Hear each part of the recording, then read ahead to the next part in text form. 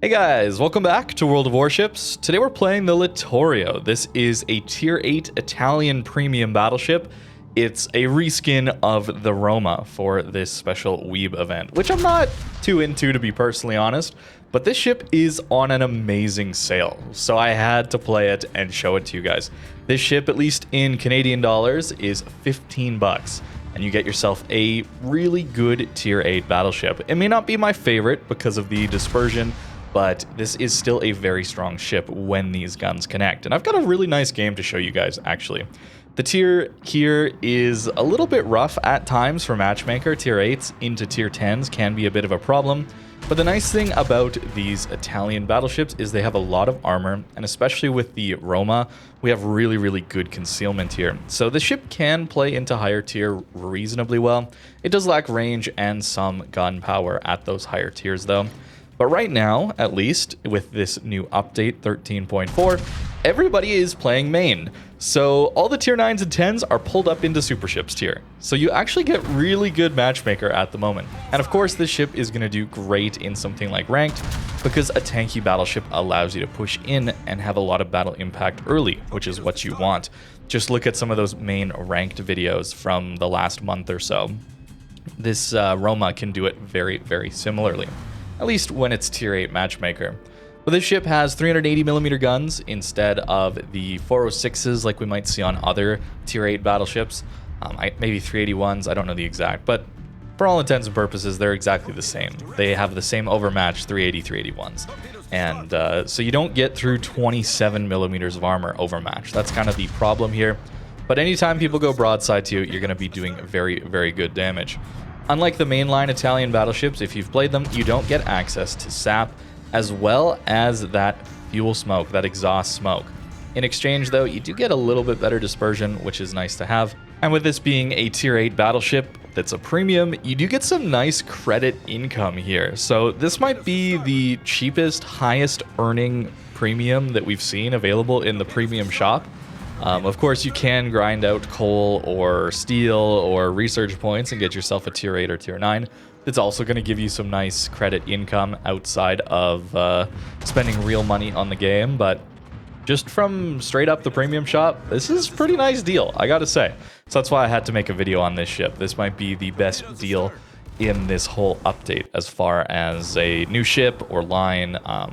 Certainly much better than the Battle Pass. I'm kind of surprised this wasn't just put at the end of the Battle Pass if they're going to give it such a massive discount.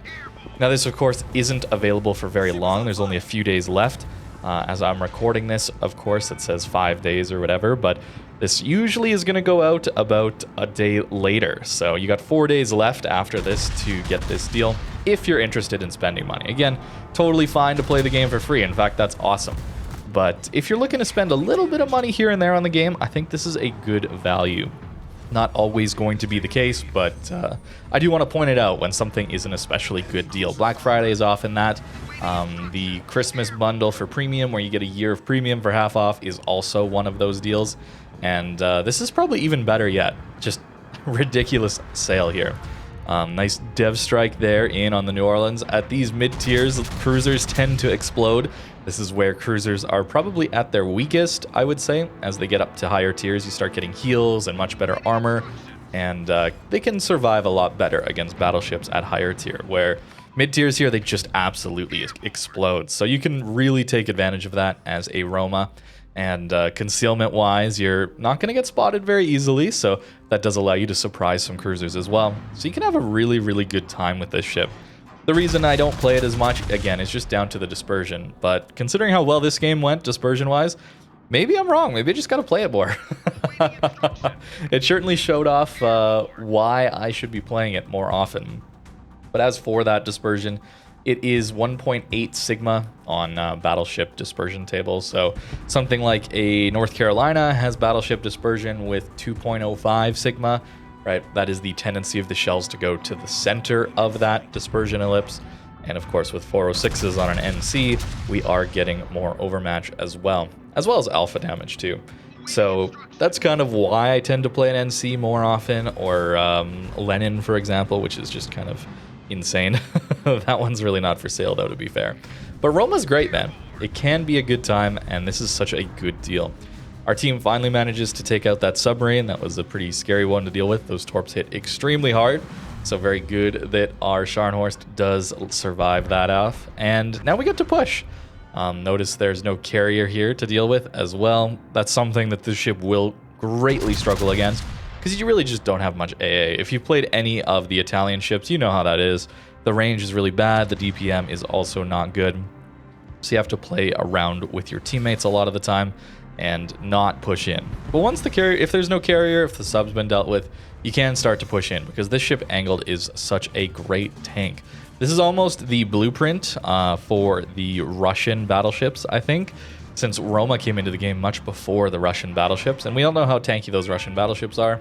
That's kind of what this ship also has. It does have an above-water citadel, but it's very well armored, and when you're angled, you take very little damage, because there's very small superstructure here, and the upper belt and deck armor is going to shatter and bounce basically everything. It's really, really powerful, so you can play it much more aggressive. However, I wouldn't recommend pushing in between two tier 8 battleships.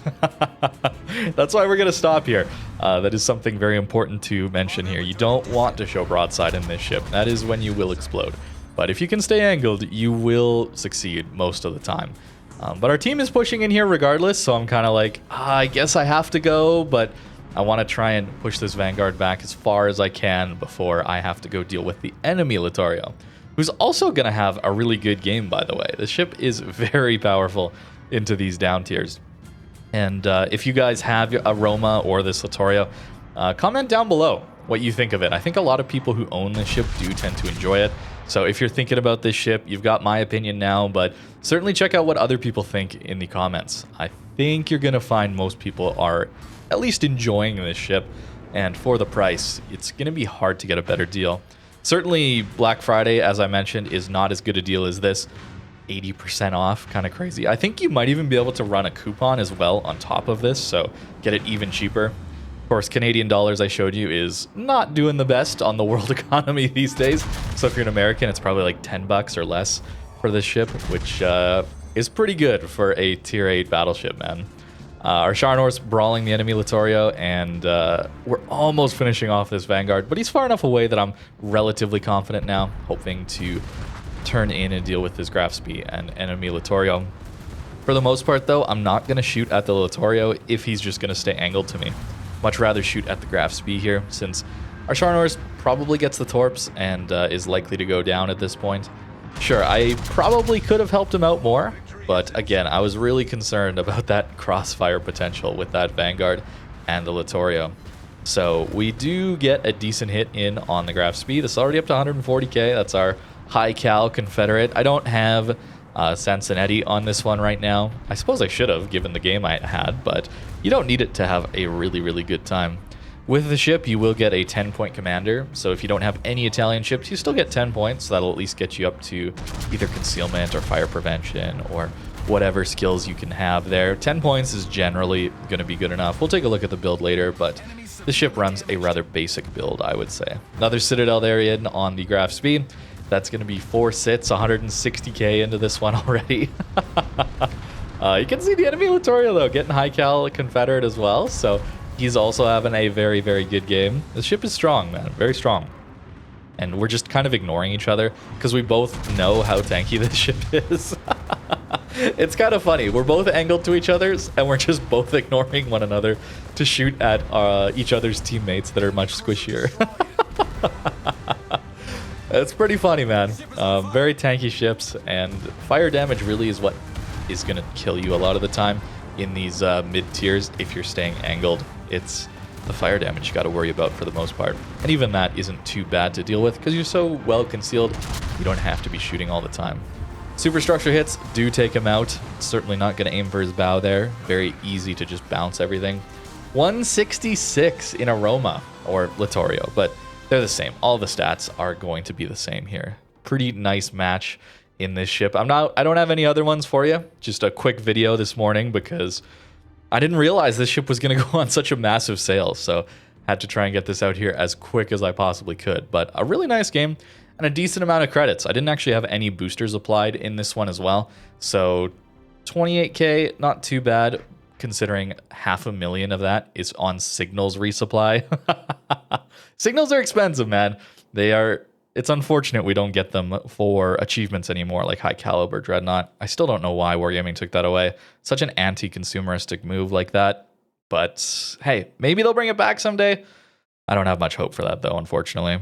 Now, something very important here to keep in mind when it comes to getting this ship is it's not in the armory. You have to specifically go to the premium shop on the World of Warships website. That's the key here. It isn't available in the armory as a bundle or anything like that, only in the premium shop. But it is a good ship, and it's on a very good deal, at least for now while you're seeing this. You only got a couple days, though, unfortunately. There is a time pressure here. But don't feel too bad if you miss it. There'll be other sales, don't you worry. 45 mil deck armor, 70 mil upper belt, very powerful, and decent citadel protection here as well. Little bit of spaced armor here, but very much above water citadel, right? So going broadside, you don't want to do that in this thing at all. But angled bow in, I mean, that's such a small superstructure. Look at that. From bow on, like, you're very tanky. You're very, very tanky. If people overmatch you or close enough to shoot HE into your bow at Pen 32, you lose a bit of that tankiness, but still very powerful for a tier 8. Although keep in mind when you're kiting, you do have this shelf here that's going to catch a lot of AP. So a little bit less tanky when you're kiting, but still very powerful ship. And can be very fun to play, especially as a tier 8 these days. Can be rough into tier 10, although at least right now with this patch coming out with the main, there's a lot of super ship games, so you don't get pulled up into that. Here's the build that I was using, just ran with what the recommended was. It worked out great. You might want to grease the gears, although the turrets turn rather quickly here already, so maybe not as necessary.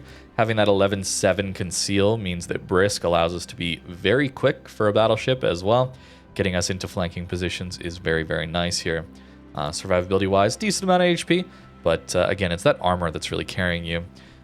I don't know if you need super heavy AP shells. Again, fires are going to be what kills you, and this is often going to make that worse. So maybe don't run that if you're newer and don't know what you're getting into all the time. You can survive a lot of bad situations without this skill, maybe even running basic survivability. That's why the fires lasted so long on my ship in this game when I had to deal with them. But that extra little damage can be nice to have. I like propulsion mod as well as concealment here, of course going accuracy. And that's really about it. Here, if you're wondering why it was so expensive for those signals, I was resupplying all of these signals. Had the auto purchase on. So that's like 500,000 credits right there just to run these signals. Very, very, very expensive. You don't have to run them, certainly. I think if you want to run a few specifically, this one's really nice for the extra healing. Reduced fire damage is also very nice. Kind of those two would be the go-tos. And then getting your consumables back quicker would be the next one. And then for me personally, I just hate detonating and I'm willing to spend the money, but that's a very expensive one. And detonations are rare enough. But yeah, it's a crappy mechanic that you have to spend like 100k credits just to not deal with that, where subs and carriers never have to deal with that. Before we spiral into that whole thing again, that's going to be the end of the video. Thank you very much for watching, guys. I hope you guys enjoyed. Again, let me know what you think about the Roma Littorio in the comments down below, just so that other people who might be thinking about getting this ship on sale have the insight and opinions of all of you guys. Thanks very much for watching, and have a great rest of your day.